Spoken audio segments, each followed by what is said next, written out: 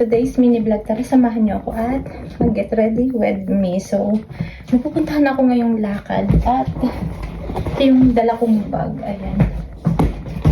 Tapos, yung aking watch. Oops. Masisira. Nagmamadali na ako kasi malilate na kami, guys. Kasi yung appointment ko ay 8:30.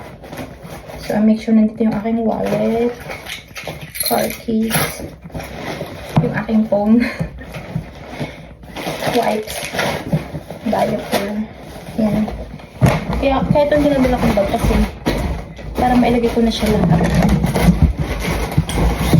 And mga isang glasses, charger.